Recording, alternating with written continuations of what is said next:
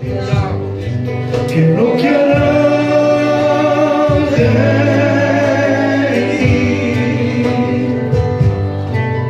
Creo en ti, Jesús, que no quiera de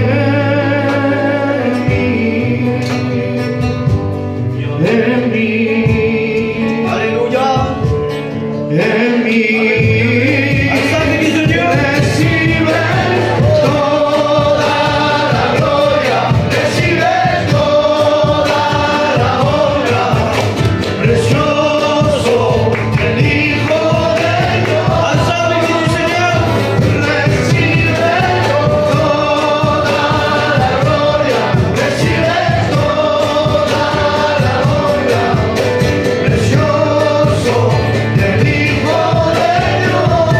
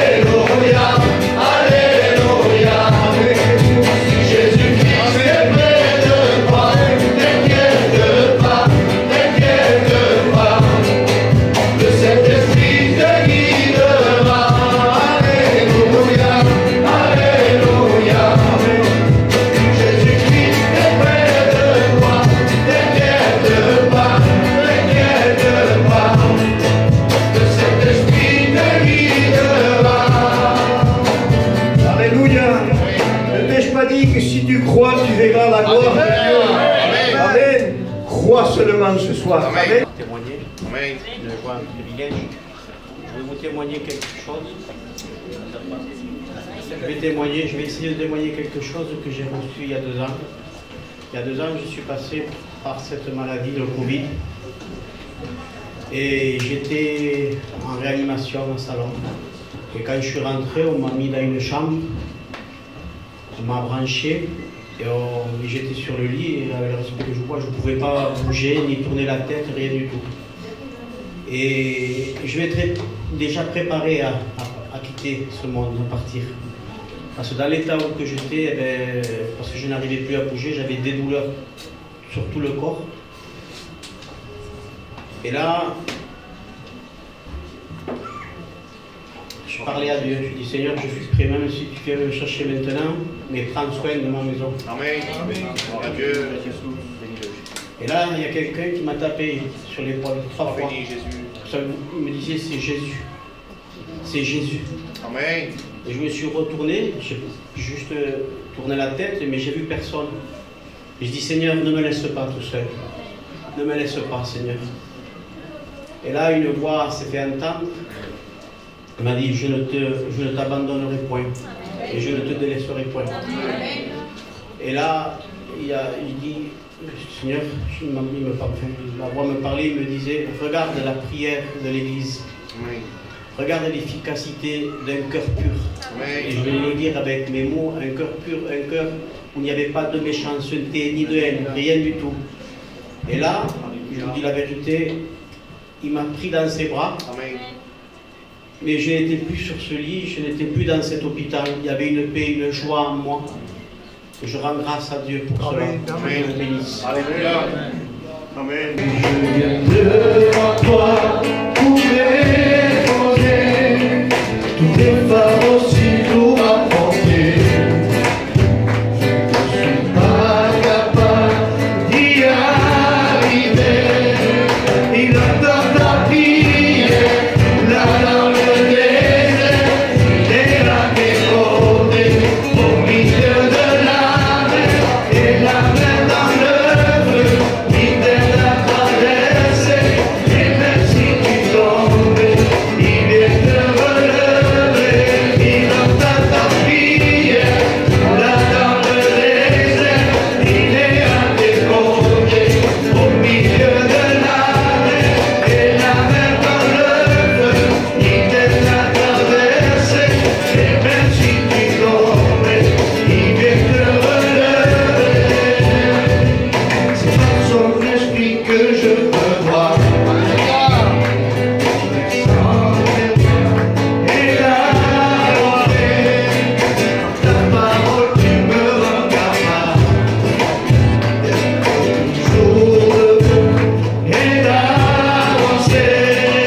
Il entend ta prière, là dans le désert. Il est à tes côtés, au milieu de la mer et la mer dans le feu. Il t'aide à traverser, et même si tu tombes, il vient te relever. Il entend ta prière, là dans le désert. Il est à tes côtés, au milieu de la mer et la mer dans le feu. Il t'aide à traverser, et même si tu tombes, il vient te relever. Il entend ta prière, dans le désert. Il est à tes côtés, au milieu de la mer et la mer dans le feu. Il t'aide à traverser, et même si tu tombes, il vient te relever. Amen. Béni soit Dieu. Il m'a touché, m'a béni. Mais je manquais encore. Je dis, c'est pas ça que je recherche. Je veux encore plus, Seigneur, pour toi. Et j'y parle moi. Fais-moi travailler pour toi. Et cet après-midi, vers les 4-5 heures, j'ai appelé un frère du Cap d'Agde, c'est mon cousin Germain. Et moi, sans le savoir, il était fatigué. Et il était chargé, il n'en pouvait plus. Et dans mon cœur, j'y ai dit un petit message que j'ai reçu, on parlait de Dieu. Et j'y ai dit, attendre est parfois difficile, mais entendre le temps de Dieu en vaut toujours la peine. Il m'a dit, mon frère, il m'a dit, tu peux pas imaginer comment ça vient de ce mot que tu me dis. Il dit, ça fait très longtemps que je prie pour mon fils, il est parti de Dieu. Il dit, je prie tous les jours et je me sentais découragé. Vous ne pouvez pas imaginer comment Dieu se sert de n'importe qui. Dieu s'est servi de moi parce que le matin, j'ai demandé quelque chose et l'après-midi, il m'a répondu. Et tu vois, il me dit, j'entends ta prière. Et ce cantique m'a béni à travers qu'il a chanté. Je vois que Dieu parle en tout temps. Que Dieu vous bénisse. Amen. Gloire à Dieu. De tout notre corps te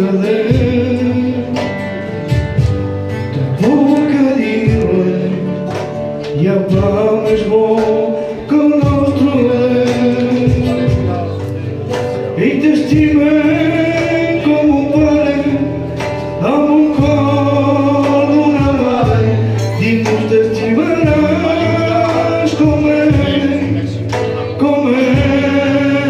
te estima escuchou donaria tu corta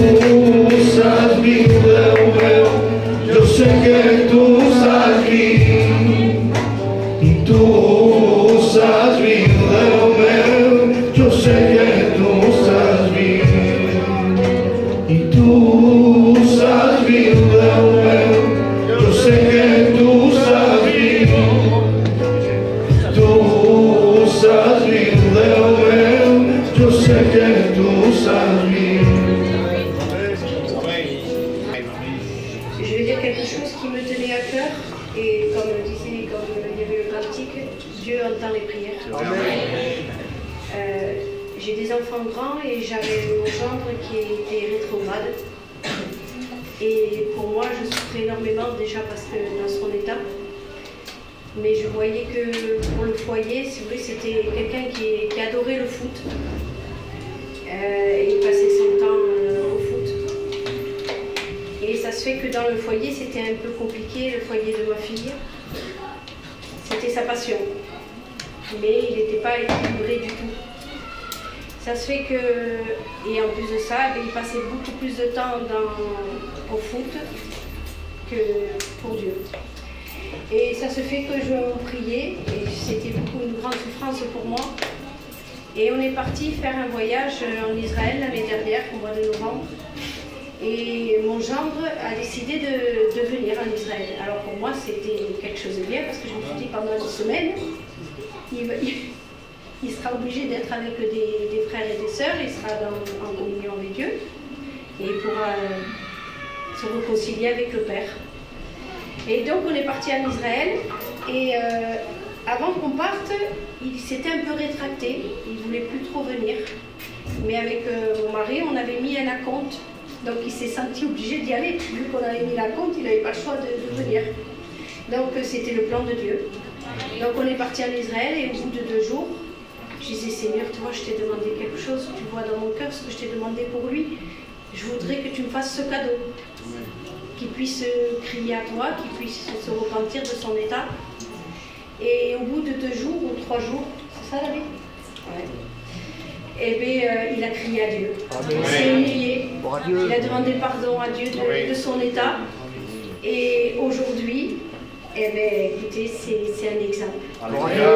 Parce qu'il est pour Dieu, il a ses mises à part, il lit la parole de Dieu, il est dans les visites, et il a un bon équilibre pour les choses. Voilà. Que Dieu vous bénisse. J'aimerais vous dire une vérité. Dieu est là. Amen. Et Dieu est bon. Alors, je ne connais pas tous, mais je sais que s'il y a des personnes, je ne crois pas que ce soit la première fois qu'ils sont venus ici, mais s'il y a des personnes qui n'ont pas fait la rencontre avec Christ, j'aimerais te dire qu'il est temps que tu le fasses. Amen. C'est une réalité parce que le lendemain ne nous appartient pas. J'aimerais que tu prennes à cœur ce soir de pouvoir écouter réellement la parole de Dieu. Amen. Afin que tu puisses changer de vie. Gloire à Dieu. Vous savez, hier même, j'étais sur la route et je ne m'y attendais pas. Je ne m'y attendais pas, je roulais tranquille, qu'un voyant s'est allumé de mon camion. Alors je me suis arrêté dans une aire, j'ai regardé, j'ouvre le capot, et voilà que je vois d'un tuyau qui arrivait d'eau là, de l'huile sortait. Alors j'ai laissé l'huile sortir, et un de mes neveux, je lui téléphone et je lui dis, mais j'ai une panne comme ça. Il me dit, laisse que la pression s'en aille et ouvre le bouchon, tu remplis d'eau et tu repars. Moi je l'ai écouté. J'ai mis la main sur le résistant et ça a fait une explosion. Je vous promets, je me suis rempli d'huile partout, mais vraiment bouillante. Je me suis déshabillé dans l'air, j'ai pas regardé, ma femme m'a arrosé avec de l'eau, je me suis mis de l'eau partout, je me suis brûlé le bras au 2e degré, je suis tout brûlé. Et je crois que Dieu est bon, Dieu est grand. Vous savez, en 5 minutes, nous pouvons perdre la vie. Il faut prendre conscience que nous sommes rien et que nous avons besoin de Jésus. Amen. Que Dieu soit béni, glorifié. Je ne suis pas là pour prêcher, mais je vais lui laisser la place et je pense qu'on va se réjouir au niveau de la parole de Dieu. Moi je le crois, je suis venu avec cette pensée de mon cœur. J'aimerais tout simplement dire à Tintin s'il peut présenter le serviteur. Amen. Et on va laisser toute la place à la parole de Dieu. Amen. Que Dieu soit loué. Amen. Je suis très honoré ce soir, je le dis avec mon cœur. Parce que vous savez, il y a des serviteurs ici qui pourraient porter la parole. Hein? Ce qu'on demande à un téléphone, c'est simplement qu'il capte. Pour que la voix puisse passer à travers. Après, vous savez, si j'ai un coup de téléphone important à donner, si j'ai besoin d'un téléphone, je ne vais pas demander une marque particulière. Ni même le prix du téléphone. Je vais simplement demander un téléphone, il faut qu'il soit connecté. Amen. Et c'est ce que Dieu veut. L'important, ce n'est pas l'instrument, l'important, c'est la voix. Amen. Vous comprenez? Donc, béni soit Dieu pour être là. Je vous salue à tous, je vous remercie de m'avoir invité. Mais il se trouve parmi nous le plus grand, le plus merveilleux. Amen. Nous aussi, nous sommes rentrés dans notre première réunion dans laquelle nous nous sentions un peu étrangers. Ne croyez pas que, voilà, il n'y a pas de vocation particulière.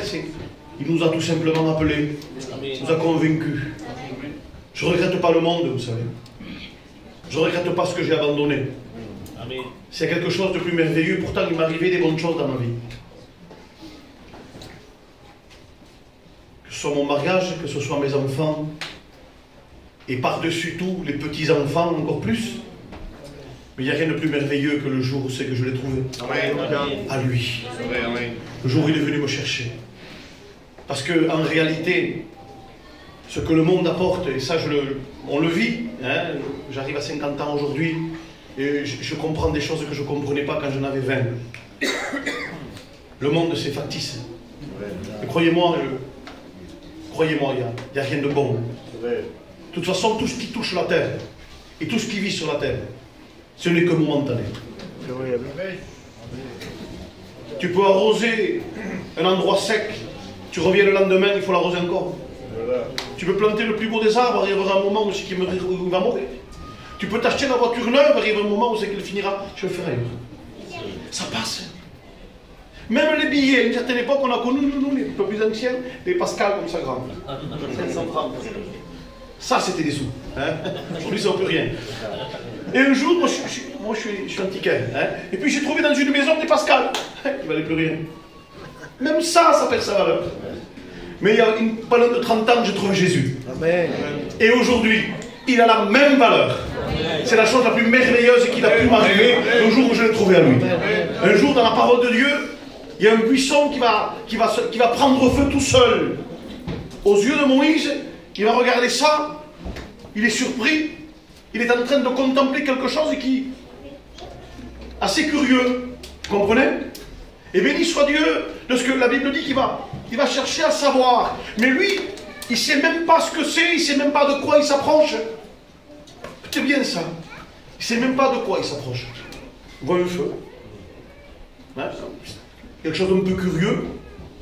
Mais de ce feu va sortir une voix. Dans ce feu, il va y avoir un plan préparé pour sa vie. Et lui n'est pas conscient de ça, il ne sait pas. Pour lui, c'est un feu qui est en train de s'allumer devant ses yeux. Mais de ce feu va sortir une voix à laquelle il ne s'attend pas. Il ne sait pas, lui. Mais quelqu'un va nommer son nom. Ah, celui qui est là me connaît. Et puis il va lui parler d'un plan extraordinaire. Et que Dieu soit loué. Nous, on sait ce qui s'est passé avec Moïse après, n'est-ce pas? Nous, on est au courant. Mais au départ, lui, quand il vient, il ne sait rien. Et Dieu avait préparé pour lui le meilleur. Et il y a peut-être quelqu'un dans ce lieu qui est rentré ici. Je vais te dire une chose. Le feu du buisson, il est dans ce local. Amen. Ce feu s'appelle Jésus-Christ. Et toi, tu viens ici, peut-être tu ne sais pas, mais je veux te dire que Dieu te connaît par ton nom. Il sait exactement qui tu es. Et il a un plan pour ta vie. Amen. Alors c'est important de ne pas passer à côté de ce que Dieu veut pour toi. Amen. Amen. Que Dieu soit loué. Alors, on va rentrer dans le message ce soir ensemble. Je suis venu avec, que Dieu soit loué, avec Jésus. C'est ce qui compte. Hein? Parce que venir avec notre savoir, notre intelligence, venir avec notre méditation, avec notre éloquence, dire une chose, ça n'apporte absolument rien. Mais avec Jésus, j'ai la majorité avec moi. Que Dieu soit béni. On va lire un verset dans Luc au chapitre 8. Écoutez bien. C'est au verset 22. Alors, vous connaissez, beaucoup connaissent l'évangile. Beaucoup ont entendu parler. Moi, je fais partie de ceux qui ont grandi dans les églises. Et je peux me permettre de le dire à mes frères prédicateurs qui sont là. Nous sommes en train de prêcher à la génération la plus dure de la création. Parce que je ne me souviens pas, moi j'y étais pas, mais j'ai entendu parler un peu du réveil. Hein? Je suis un peu dans le berceau, moi là-bas, à Mont-Marsan. Hein, il y a pas de 60 ans que le réveil a éclaté là-bas. Et nos anciens, ils avaient jusqu'à 50, 55 ans de ministère. Donc vous voyez, on a baigné là. Mais au tout départ, quelqu'un est venu frapper à la porte. Et puis, notre peuple, reconnaissons que notre peuple, on ne connaissait rien. Aujourd'hui, on ne peut pas le dire. Hein? Aujourd'hui, on ne peut pas le dire. Mais le peuple ne connaissait rien. Ils avaient appris une religion, une façon de faire. Ils avaient appris de mettre une bougie dans une église. Ils avaient appris ça, c'était comme ça. C'est leur cœur. Puis ils croyaient que c'était comme ça. Quelqu'un est venu avec l'évangile, avec la parole de Dieu. Et puis ça rentrait d'une façon extraordinaire. Les gens, peu importe qu'il y avait des clims ou pas, peu importe qu'il y avait des kilomètres, les chaises n'étaient pas aussi confortables, c'était des bancs, ou c'était par terre. Mais il y avait une soif. Une soif parce que le feu était allumé devant eux. Et puis ils avaient envie de connaître, ils avaient envie de rencontrer. Mais nous, aujourd'hui, on a grandi. On a grandi dans une époque où c'est pas nouveau pour nous. On a appris depuis tout petit, on sait. C'est comme nos enfants, quand ils vous disent j'ai soif, et que vous leur portez une bouteille d'eau, ils disent non.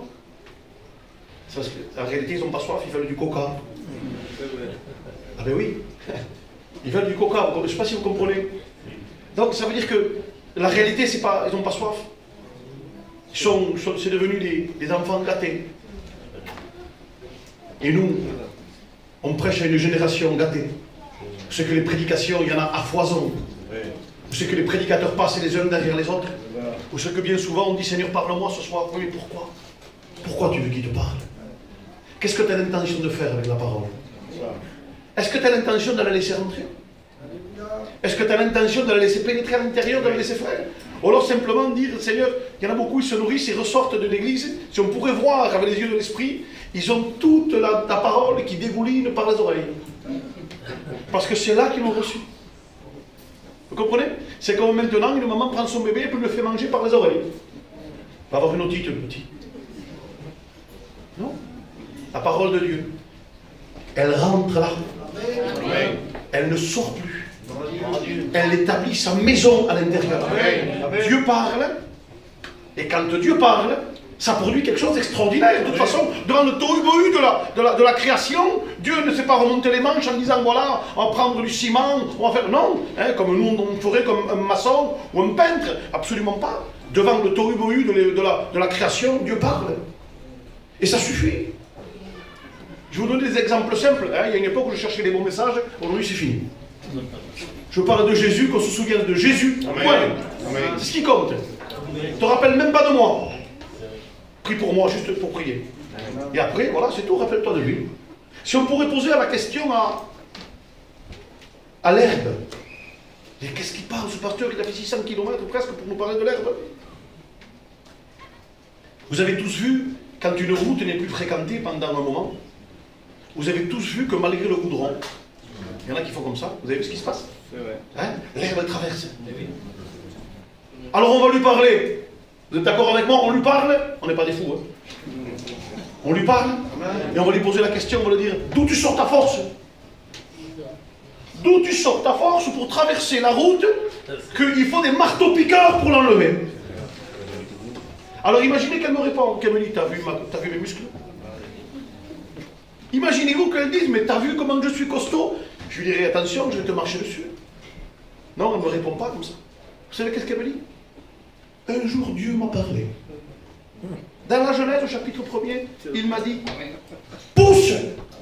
Un petit verset. Alors il me l'a dit, le patron me l'a dit. Vous pouvez construire les routes que vous voulez. Vous pouvez faire les maisons que vous voulez. Vous pouvez mettre le ciment que vous voulez. Au bout d'un moment, vous le sentez qui fissure, vous le sentez qui craquelle, vous voyez la petite herbe qui passe, parce que Dieu parle. Et ça fait combien d'années que Dieu te parle à toi? Ça fait combien d'années que la parole, elle t'est adressée? Ça fait combien de temps que les prédicateurs passent en train de te nommer par ton nom, en train de t'appeler comme Moïse à travers le buisson? Et ça fait combien de temps que tu te caches derrière un arbre, derrière des raisons, derrière un raisonnement? Ce soir, ne te cache plus, Dieu t'appelle. Ne te dissimule plus, Dieu t'appelle. C'est ton nom qui est nommé, parce que le ciel s'intéresse à ta vie. Alléluia. Que Dieu soit béni. Amen. Donc on lit ce texte, je ne sais pas si je vais y arriver, hein, de Luc chapitre 8 verset 22. Il dit qu'un jour Jésus monte dans une barque avec ses disciples. J'aime bien le texte de Luc, mais j'aime bien aussi celui de Matthieu. Matthieu, il répète l'histoire, il va dire Jésus donna l'ordre. Hein, si vous voulez, les évangiles se complètent. Vous comprenez? Je vais vous expliquer ce que c'est un peu les évangiles. Parce qu'il y en a qui vont dire oui, mais ne le dis pas pareil. Écoutez bien, dans cette salle, si quelqu'un me décrit la salle de cette façade, il va me dire qu'il y a une grande porte et une fenêtre. Mais celui qui m'en parle de ce côté, il va dire qu'il n'y a que 2 fenêtres, mais c'est la même salle. Et celui qui est là, il va dire d'une autre façon. Je ne sais pas si vous comprenez. L'évangile se complète. Amen. Et Luc va dire que Jésus va monter dans la barque, il va le dire à ses disciples, mais Matthieu, lui, il complète, il dit, il donna un ordre. C'est extraordinaire, hein? Il donne un ordre, et tout d'un coup, il dit, passons sur l'autre bord. Hein, vous connaissez tous ce texte, pour la plupart des prédicateurs ont prêché X fois, et la parole de Dieu me dit qu'il va monter, ils vont arriver à l'autre côté, je vous laisse passer la tempête, et quand il va passer à l'autre côté, vous savez qu'est-ce qui se passe? On sait qu'il y a un homme là-bas, qui vivait avec le respect que je vous dois, hein, pardonnez-moi, mais c'est écrit, il vivait dans les sépulcres, lire la Bible. C'était un homme de la ville, donc un homme connu.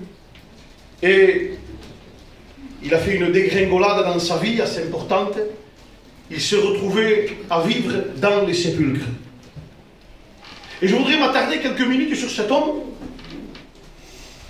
Qu'est-ce qu'il a bien pu lui arriver? Est-ce que quelqu'un a envie d'être malheureux ici? J'ai eu l'impression que non. Je crois qu'on a tous des idées, on a tous envie, quand on avait 15 ans, 16 ans, 17 ans, 18 ans, eh bien on avait envie de fonder un foyer. On a eu envie, voilà, d'avoir, je ne veux pas dire tous d'être propriétaire, on ne parle pas de ça, mais d'avoir une petite maison et de vivre tranquille, d'avoir un petit foyer tranquille avec des enfants. On a tous envie de réussir, on a tous envie d'avoir un petit frigo plein. On n'a pas envie de se disputer. On a envie d'avoir des amis. Ça, c'est la vie. Hein, qu'est-ce que quelqu'un qui se lève le matin, il a 18 ans, il dit voilà, j'ai envie d'avoir des ennemis, j'ai envie que mon foyer se détruise, j'ai pas envie d'avoir d'enfants, je veux pas avoir de travail. Ta place, c'est pas à Avignon, ou à l'asile d'Avignon, hein, s'il y en a une. N'est-ce pas? Mais là, non, je crois qu'on a tous envie, on a tous des rêves. C'est vrai, on a tous des rêves. Et moi, je crois que cet homme, il avait le même rêve que toi. Il avait les mêmes désirs que toi, il avait envie de réussir dans la vie. Il avait envie de prospérer, il avait envie aussi de caresser ses enfants et ses petits-enfants. Il avait envie de se lever le matin et de se regarder avec sa femme et de sourire plutôt que de se tuer. N'est-ce pas? Il avait envie de... Vous comprenez, j'image au 21e siècle aujourd'hui, et d'ouvrir son frigo et d'avoir un petit peu, voilà ce qu'il faut pour ses enfants. C'était certainement son désir le plus grand. La parole de Dieu me dit que cet homme vivait en ville, un homme de la ville, donc il était connu. C'était pas un inconnu, quelqu'un que... Non, quelqu'un de connu. Quelqu'un de connu, c'est quelqu'un qui a des amis. Dans la ville, il est connu, il a des amis, il a des relations, il a certainement sa maison, possiblement il avait sa situation bien comme il faut, et on voit qu'il a dégringolé à un point où c'est qu'il s'est retrouvé dans une situation où les amis avaient disparu. La femme n'est plus là. Les enfants non plus. Qu'est-ce qu'il avait pu lui arriver? Il va arriver dans une situation où c'est qu'il va... Il va même plus croire qu'on pense encore à lui. Il ne sait même pas, il ne pense plus sortir de la situation dans laquelle il se trouve. Il est certain et sûr, c'est simple. Les seules personnes qui venaient le voir, c'était pour l'enchaîner. Hein, vous le direz? C'était pour l'enchaîner. Et lui, il cassait les chaînes. Hein? Il brisait les chaînes. Et il se faisait du mal. Donc, je me pose la question, je me dis, Seigneur, quelle dégringolade, excusez-moi pour le mot, c'est un peu vulgaire, mais quelle descente aux enfers. Quelle ruine. Quelle chute. Hein? Facile de glisser. Hein? Beaucoup plus dur de monter. Juste monter les escaliers. Monter 3 étages. Vous allez voir. Descendez-les en forme. Mais quand on les monte, c'est beaucoup plus compliqué. Et lui, malheureusement, il a mis du temps à monter, puis il est descendu très vite. Et puis il s'est trouvé dans cette situation où c'est qu'il s'est senti oublié. Et vous savez qu'il y en a beaucoup de comme ça. Des gens qui ont vécu, qui ont rêvé dans leur vie. Qui ont rêvé de quoi? Oh, je ne dis pas d'avoir un château, d'avoir une Ferrari, absolument pas, mais qui ont rêvé d'avoir une vie normale, d'avoir une vie tranquille, d'avoir une vie construite, d'avoir une vie où tout va bien. Et il y en a qui vont dire, moi je suis jeune, pour l'instant tout va bien, t'inquiète pas. Tout va bien jusqu'au jour où tout va mal dans la vie. Et quand ça va mal, ça va vraiment mal. Si Jésus n'est pas là, ça va très mal. Je ne veux pas vous témoigner de certaines choses que j'ai vécues, peut-être demain, on verra. Hein? Mais croyez-moi que si Jésus n'aurait pas été dans ma vie, je ne serais certainement pas là aujourd'hui. Mais très certainement pas là. Il a toujours été présent dans tout ce que le diable avait préparé. Parce que si Dieu prépare des plans pour toi, je veux te dire qu'il y en a un autre qui en prépare. Si Dieu a préparé des choses, si Dieu a permis que tu rentres dans ce local, c'est justement pour t'éviter la ruine. C'est pour t'éviter de souffrir. Alors donc, cet homme s'est trouvé dans la situation où c'est qu'il était sûr qu'il allait être oublié.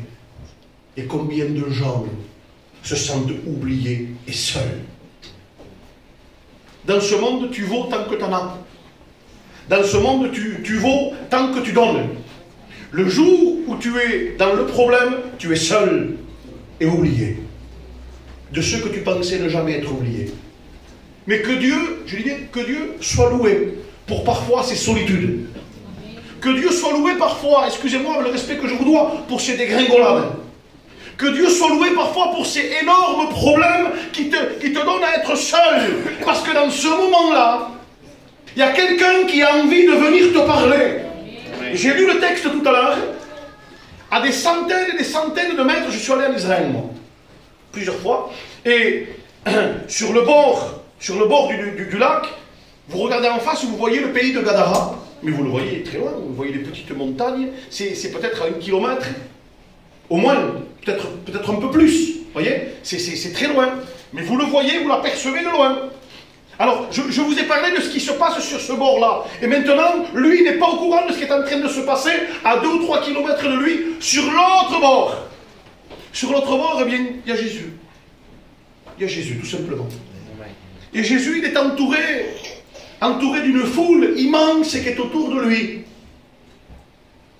Il n'a aucun motif, les prédicateurs, il n'a aucun motif de dire aux disciples et de donner l'ordre aux disciples de passer de l'autre côté. Il n'a pas de motif.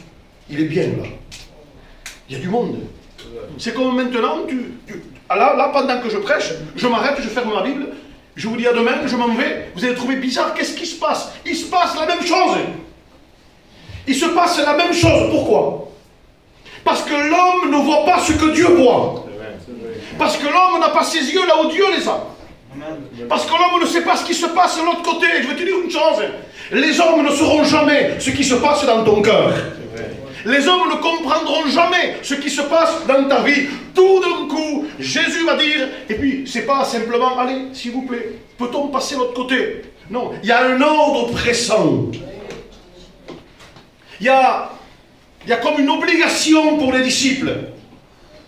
Montons dans la barque. Dépêchez-vous, dans le fond, ça veut dire que vous n'avez pas votre mot à dire, vous. Monte et passe de l'autre côté. Il y en a un qui aurait pu lui dire, attends, mais Jésus, regarde autour de toi, le monde, 500 personnes peut-être, je ne sais pas, peut-être 800 personnes, vous lirez ça dans Matthieu, une foule, une grande foule autour de lui, plein de monde autour de lui. Et pourquoi d'un coup? Je vois, moi, ce que toi tu ne vois pas. J'ai mes yeux là où toi tu ne peux pas les avoir. Amen.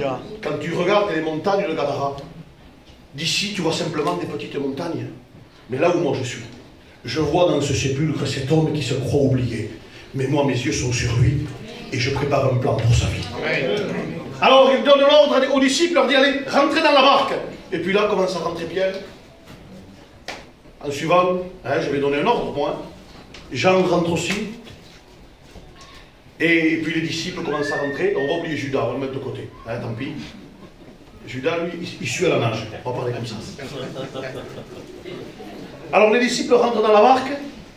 Et si je peux me permettre de dire, moi, ça maintenant, mes frères prédicateurs et les chrétiens, si je pourrais donner une valeur à cette barque, quelle barque, les frères? Vous imaginez quelle barque? Qu'on aurait pu me dire David. Il y a Pierre, il y a Jean, il y a Jacques, il y a quel contenu extraordinaire, il y a Jésus. T'as envie de faire le voyage avec eux? Comment on rentrerait? Quelle barque c'est? Je ne sais pas moi, c'est pas le bois par lui-même, c'est le contenu. Quel contenu extraordinaire! Okay. Vous imaginez ce qu'il y a dans cette barque-là? Il y a l'apôtre Pierre, il y a l'apôtre Jean.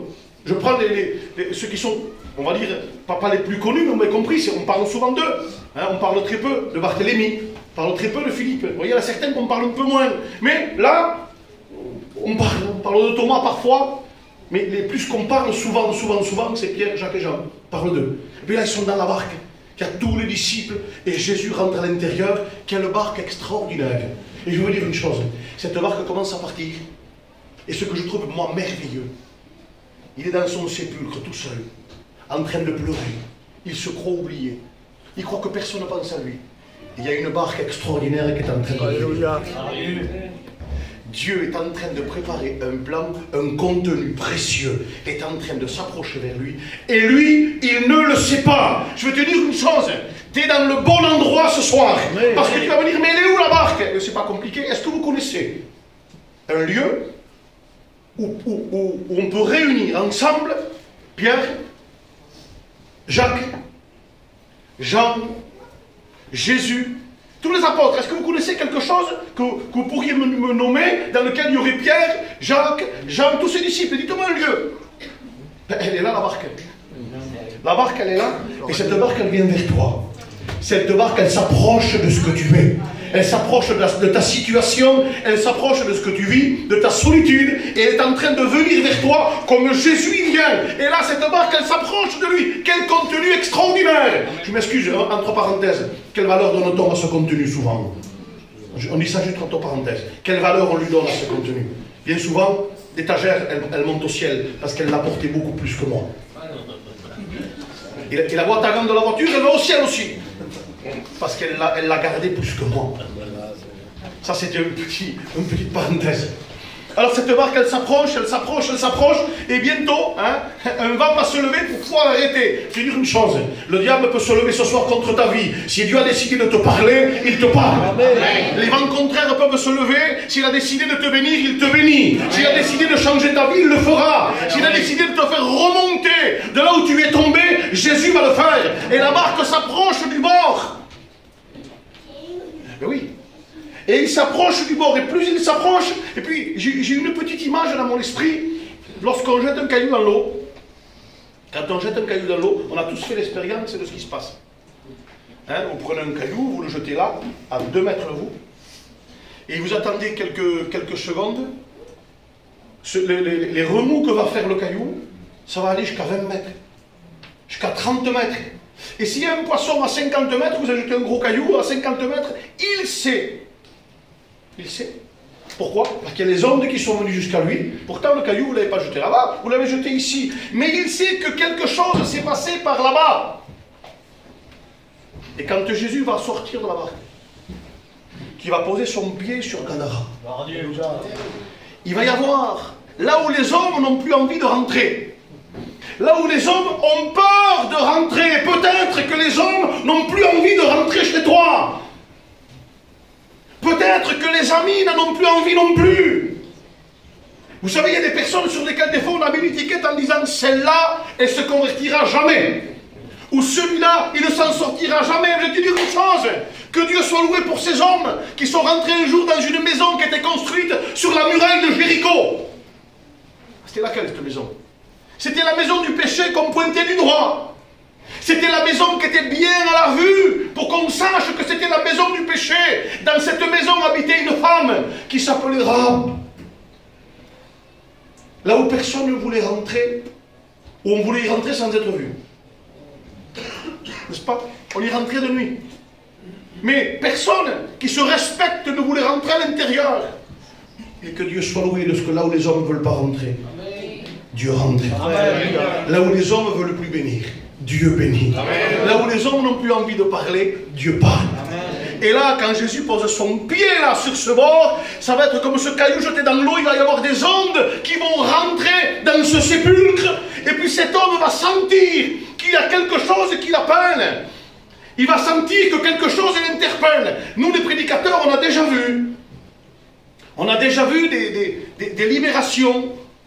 On a déjà vu des libérations, des gens qui ont été libérés de démons, vous en avez vu, j'en ai vu aussi. Et puis moi j'ai vu aussi des gens que lorsque des fois vous voulez prier pour eux, ils ont peur. Ils ont peur, ils s'échappent parce que les mauvais esprits ont peur. Et puis en général, ils n'ont pas envie, ils n'aiment pas être chassés, ils ne veulent pas, ils préfèrent, au contraire, s'ils peuvent faire fuir la personne, ils le font fuir. Alors moi je trouve bizarre, curieux, que je me vois cet homme possédé de 2000 démons venir vers Jésus, courir vers lui. Je me pose la question, je me dis, oh alors, c'est des démons trisomiques? Ils ont un problème? Le corps ne leur convient plus? Ou alors, il y a quelque chose que Dieu a mis dans l'être humain que le diable ne peut pas toucher.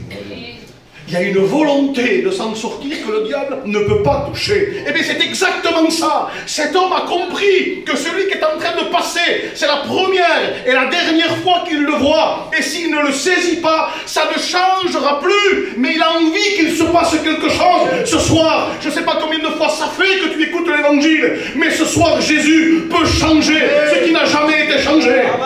Il peut bouleverser ce qui qui n'a jamais été bouleversé, laisse-le. Ces ondes d'amour, eh bien, elles se répandent dans ce local. Et même que tu sois à l'extérieur de ce local, elles viennent vers toi. J'ai compris il n'y a pas trop longtemps pourquoi Dieu utilise la parole pour parler. Il n'y a pas si longtemps que ça que je l'ai compris.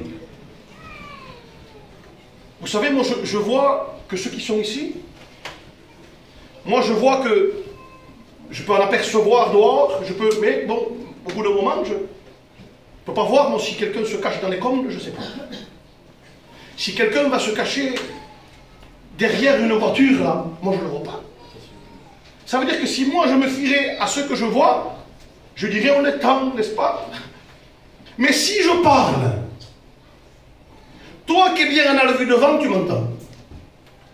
Toi qui te caches dans les combles, la parole vient vers toi aussi, même si je ne te vois pas. Si tu te caches derrière la voiture et que je ne m'adresse même pas à toi, la parole, elle va jusqu'à toi et elle va te trouver là où tu es. C'est pour ça que Dieu utilise la parole et nul ne peut se cacher. Adam se dissimulait, se cachait. Il s'est mis dans un endroit où il pensait qu'on n'allait pas le trouver. Mais une voix vient lui parler. Il lui dit Adam, où est-ce que tu es? C'est pas que Dieu ne savait pas où il était. Dieu savait exactement où se trouvait Adam. Mais en réalité, Dieu l'appelle parce qu'il avait envie d'avoir une conversation avec lui. Il avait envie d'avoir un dialogue avec lui. Et Dieu veut que tu répondes. Pourquoi? Parce que Dieu a envie de te convaincre qu'il est le meilleur des chemins, qu'il est la vérité, qu'il est la vie, qu'il est le seul. Pourtant, tu vas dire une vie entière en train de le repousser. Une vie entière en train de te chercher. Une vie entière en train de dire non. Lui, une vie entière en train d'insister, de frapper à la porte. Quel amour extraordinaire.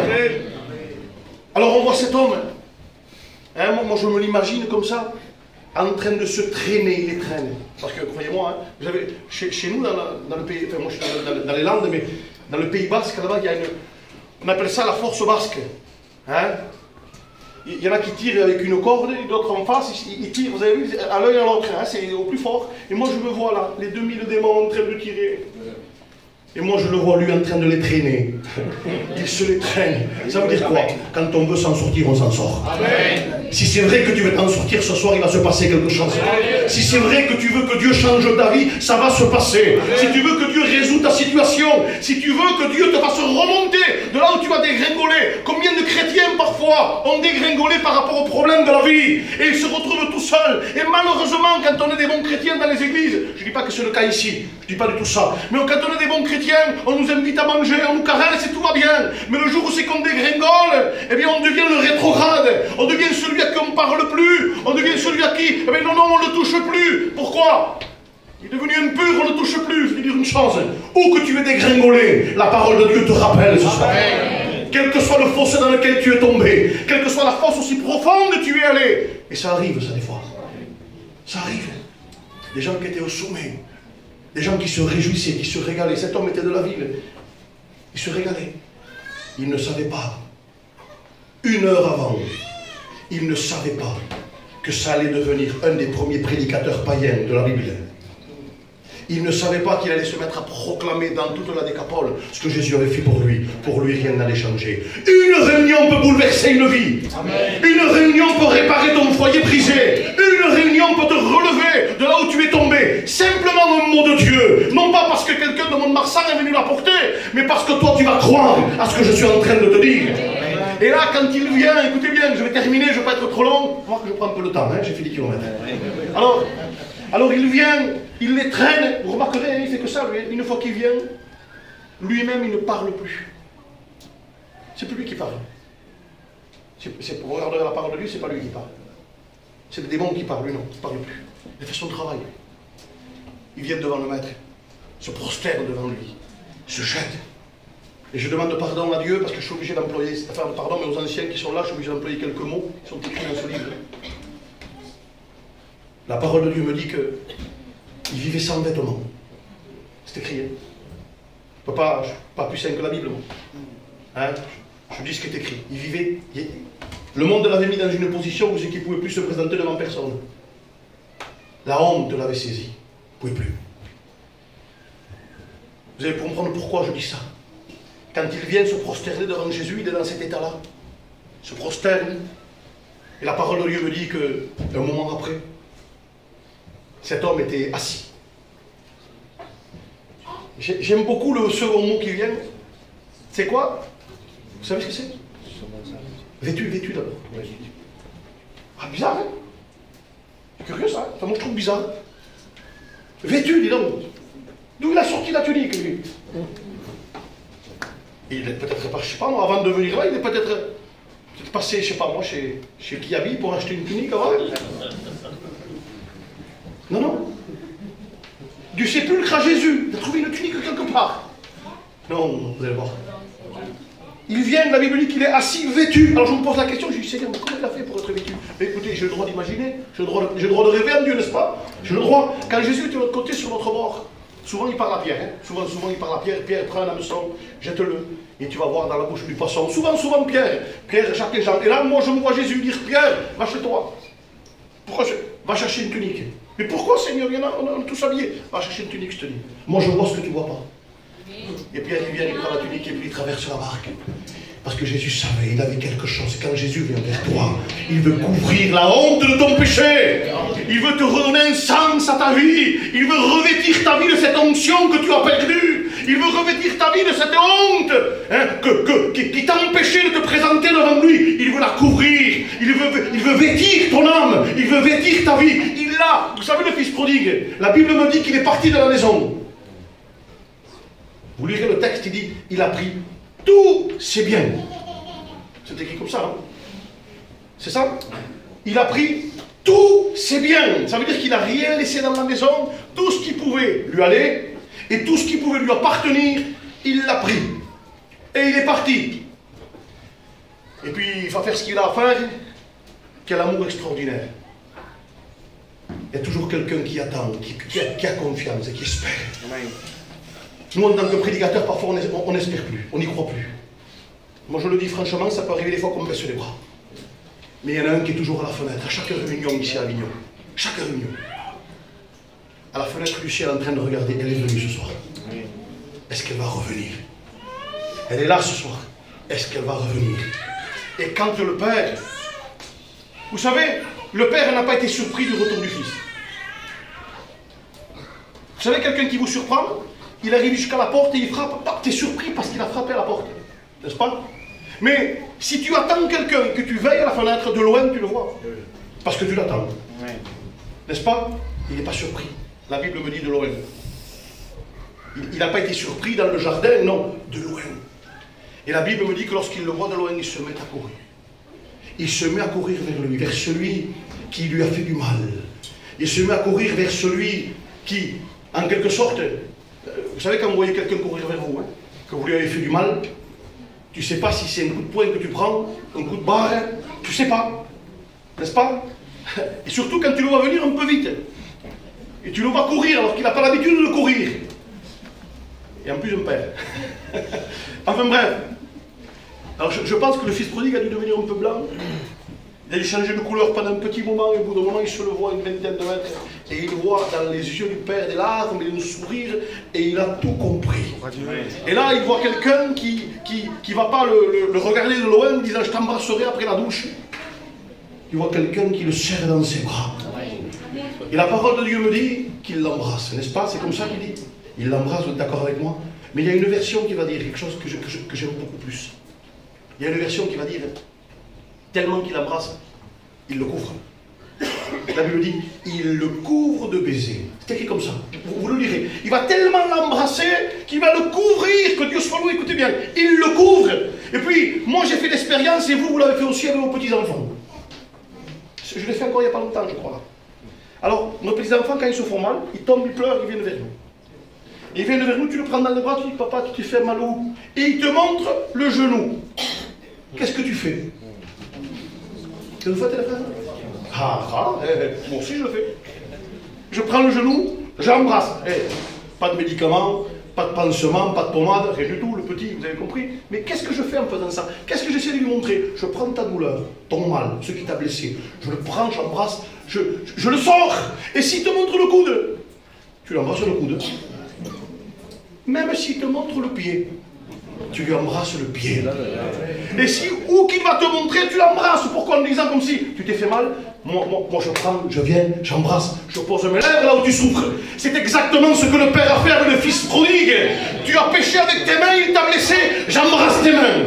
Tu as péché avec tes yeux, j'embrasse tes yeux. Tu as péché avec tes bras, il le couvre. Quel amour extraordinaire le Père veut avoir pour toi.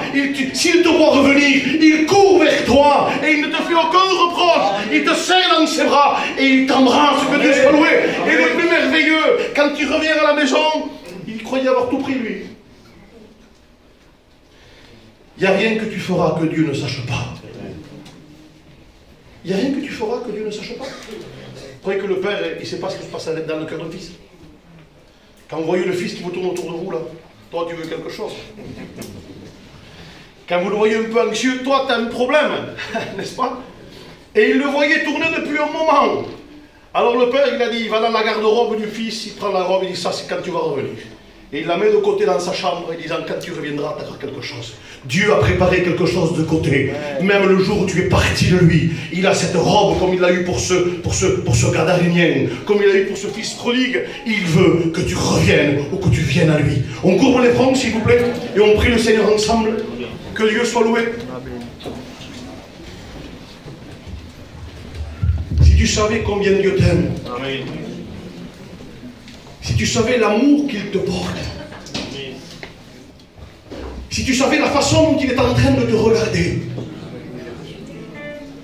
si tu savais combien ses regards d'amour sont posés sur toi, je vais te dire quelque chose. Mets-toi dans la prière, écoute ça. Moi, en tant que père, je veux que tu écoutes ça dans ce moment de prière. Ne te laisse pas distraire par personne. Tu sais, si on me poserait la question à moi, et qu'on me dirait, il faut qu'un des deux meure, toi ou ton fils. Moi, en tant que père, je dirais, c'est moi. Ça paraît logique, non? Je ne vais pas laisser mon fils mourir pour les autres.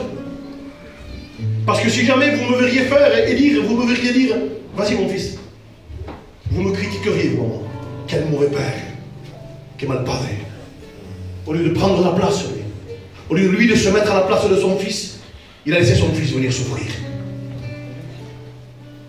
Mais si jamais Dieu le Père s'était donné à la croix pour toi, l'ennemi serait venu lui dire, ah, tu avais quelque chose de plus grand à donner. Tu avais ton fils. Mais pour te montrer que Dieu t'a aimé et la chose la plus grande qu'il puisse avoir, il l'a donné. Pour que le monde ne puisse jamais lui reprocher qu'il pouvait aimer plus. Pour que personne ne puisse lui reprocher qu'il pouvait donner plus. Il a donné son fils à la croix du Calvaire pour que tu sois assis dans ce local et que je vienne moi de 600 km te dire Dieu t'aime. Dieu t'aime comme tu es. Et ce soir, il a envie d'avoir une conversation avec toi. Il a envie que tu viennes. Il a envie que tu reviennes. Parce qu'il veut te bénir. Il te connaît par ton nom. Il sait qui tu es. Vous imaginez un buisson qui connaît Moïse. Il lui parle Moïse, 2 fois Moïse. Il y a plus qu'un buisson ici. Il y a Jésus dans ce monde. Et il t'appelle. Donc maintenant, moi j'ai fait mon travail, les frères ont chanté. Ça m'a touché à moi de prêcher. Les frères ont joué de la guitare, des instruments. On a fait notre travail, mais maintenant c'est toi. Si tu as senti que Dieu s'est adressé à toi ce soir, tu as senti que Dieu t'appelle. Si réellement tu veux faire ce pas, parce qu'il y en a un autre qui travaille et que tu dis, mais tu ne vois pas que la dernière réunion tu as levé ta main aussi. Tu ne vois pas que le mois dernier tu l'as fait. Et à quoi ça sert? J'étais le champion des mains levées, moi. Moi, le champion des mains levées, c'était moi. Et puis il y a eu une réunion où je suis venu, une invitation. Je me souviens même à l'âge de 15 ans, j'étais allé voir un pasteur dans un théâtre. Hein? Ils avaient loué un théâtre, j'étais allé le voir à Bordeaux. Et puis il m'avait touché, écoutez bien, il m'avait touché. Je me rappelle encore. Le Saint-Esprit est tombé sur moi, j'ai parlé en langue comme jamais. Quelques jours après, j'étais dans le monde. Le toucher d'un pasteur. Mais en octobre 1993, il y a quelqu'un d'autre qui m'a touché. J'ai pas parlé en langue. J'ai pas crié, j'ai pas hurlé. J'ai compris. qu'il était mon sauveur et qu'il me voulait du bien. Peu importe le nombre de fois où tu t'es levé. Peu importe le nombre de fois où on a prié pour toi. Je veux te dire une chose. Ce soir, il t'appelle encore. S'il y avait quelqu'un ce soir qui aurait compris, une simple âme qui voudrait dire, Seigneur, tu m'as appelé ce soir. Je viens à toi. Amen. Ou bien, je reviens à toi, Seigneur. J'ai dégringolé. Je me suis laissé tromper. J'aurais jamais cru tomber à ce niveau-là. Pourtant, j'y suis. Mais quelqu'un t'appelle ce soir. Alors, à la place où tu es, ne le fais pas pour me faire plaisir. Fais-le pour ta vie. Tu voudrais simplement lever ta main à ta place que je te vois, pour que je puisse prier pour toi. Je sais que c'est pas facile. Le regard des autres, c'est compliqué. Mais tu vas repartir encore chez toi. Tu vas repartir chez toi encore en disant, si j'avais su. Ça suffit les regrets. Prends ta victoire ce soir. Est-ce qu'il y aurait quelqu'un ici? Alléluia. Amen, Dieu te voit. Amen. Gloire à Dieu. Est-ce qu'il y aurait quelqu'un d'autre Amen. Merci Seigneur pour ces mains levées. qui voudrait dire, Seigneur, c'est moi que tu as appelé ce soir. À la place où tu es. Je ne ferai pas venir devant, t'inquiète pas. Lève ta main à ta place Amen. et je vais prier pour toi. Gloire à Dieu. Amen. Amen.